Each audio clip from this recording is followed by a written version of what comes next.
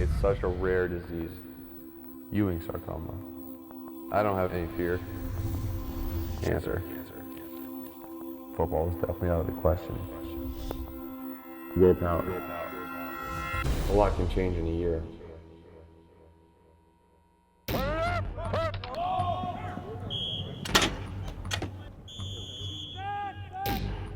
Well, I felt a type of pain that I hadn't really felt before. It was a tightness in my leg. There was sharp pain. I could barely run during any of the practices, and I was limping along. The pain went away a little bit that week of the spring game, so I practiced. It felt pretty good, so I said I would be able to play in the spring game, so I played. Did pretty well, but there was definitely some lingering pain after that. Didn't really have kind of an explanation for what it was. And after months of trying to figure out kind of what the pain was, whether it was nervous, whether it was muscular, then we got an MRI of my leg and showed up that it was cancer.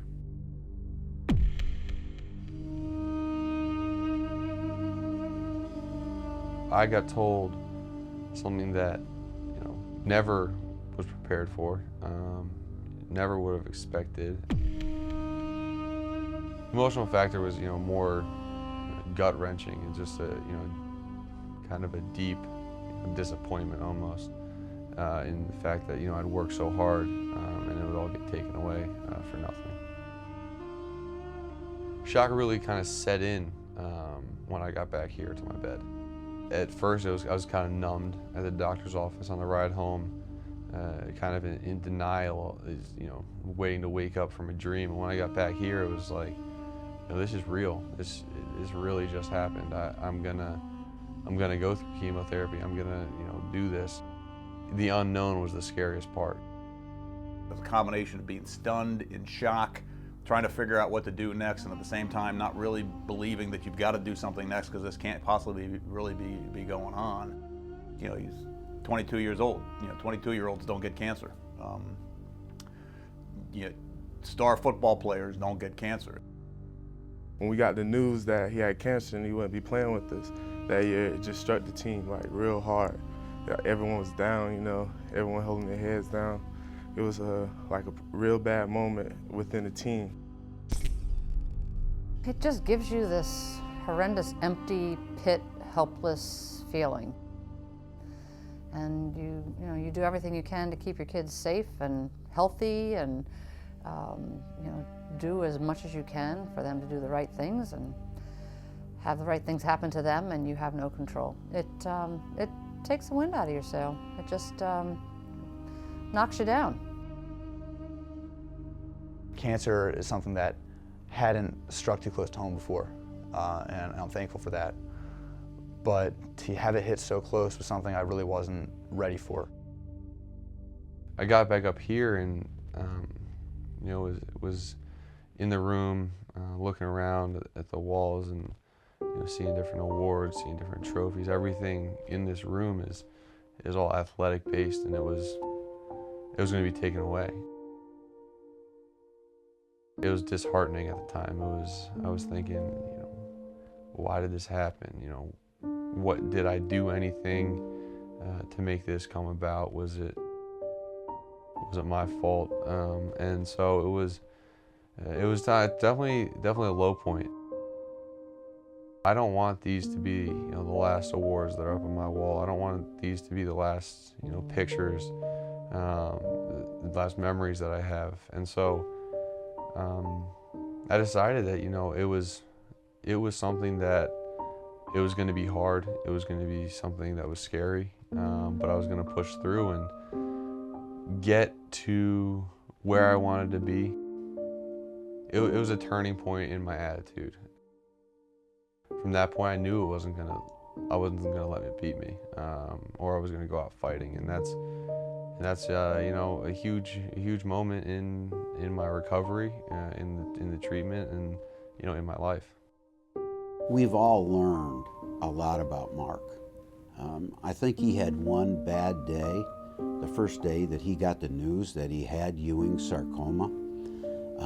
But from then on, he's taught us a lot about life.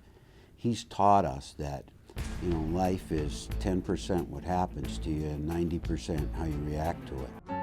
The Mark Herzlich situation really brings to the top what is important in life. People have stepped up incredibly in my family, my friends across the country, and shown support for me, and that's something that I can never repay them back, but I'd like to at least try to help as many people as possible. You don't come to Boston College necessarily to become a football coach, but when you leave here, you should be able to coach football.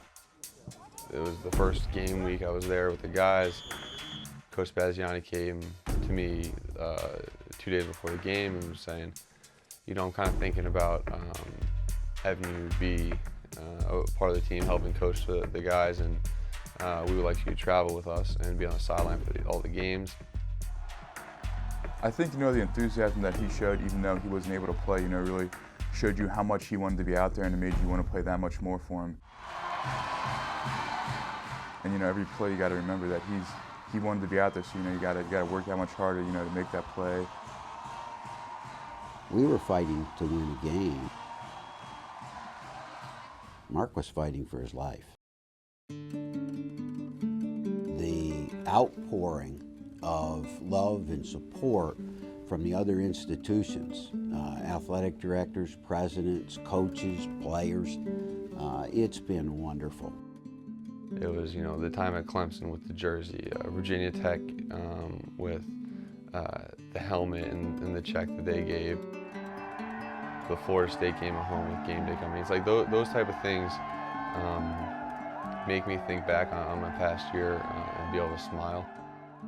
When he did get sick, the support that we got, or that he got, from the coaching staff, from the administration, from the faculty, from the students, from people he's never met but who are connected with Boston College, has just been overwhelming. Mark's life, all of our lives, have become so much fuller and richer in the past year. I mean, I would trade it, mind you. I would rather not have done that journey, but we had that journey. How he's embraced it, and one-on-one conversations and touching the lives of kids and adults, that's a God's calling. Well, the doctor's appointments and doctor visits are, I guess something that a year ago I wouldn't have wanted to do. To drive into Philly to see the doctors and go here and there and everywhere down there is what it is now. It's something that's going to be a part of my life, and that's something I have to accept. Right now we're on the way to University of Pennsylvania Hospital. I got to get an MRI and a CT scan. Basically, I'm going to put him on the table. I'm going to do a CAT scan of his chest. Takes 2 minutes. 2 breath holds.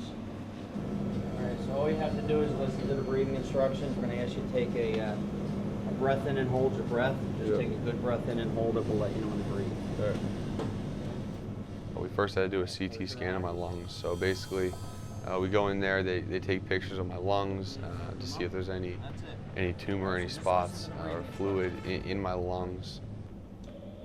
Take a small breath in and hold it. You may breathe.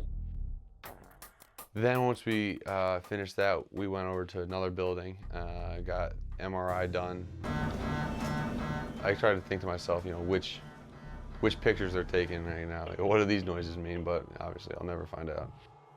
And then we went from the MRI to the doctor's office, where he will then read and look at both of those tests that were done, make an analysis, and tell us kind of where we are moving forward.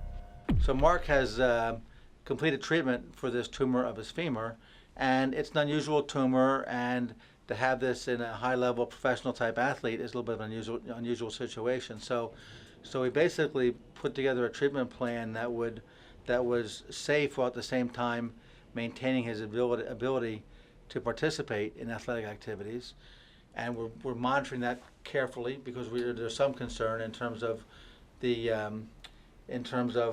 how much the bone can take, and obviously he participates in a fairly aggressive sport.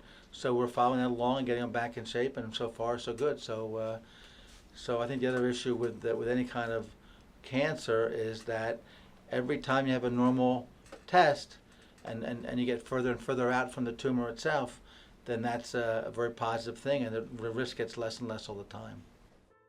Exactly a year ago today, about the same time of day probably. Yep. The MRIs looked a lot different, and it's a lot better now to be able to sit here and walk out and everything be fine. And have there be, instead of being told I can't ever play again and don't know life expectancy, to be, you're going to be able to play and live, and that's obviously a lot better. There's a titanium rod that goes in through the center of my femur that goes from here to here, and then there's a bolt that goes in here, a bolt that goes in up here to just hold it in place. Scar here, and the scar here from where they put the rods in, and then there's a big scar up here for where they put the rod straight down through. You can see there's still like discoloration and stuff from where the radiation was, and dry skin, and the hair won't grow back here either from the radiation. My tattoos tatted up now. It's basically about strengthening the leg again. I'm not nervous about breaking my leg. If I do break my leg, it probably won't heal, right? But that's not something that I really dwell on, because I'm going to make a choice, and already have made the choice that when it comes to risking the chance of a freak accident and playing again, I want to play.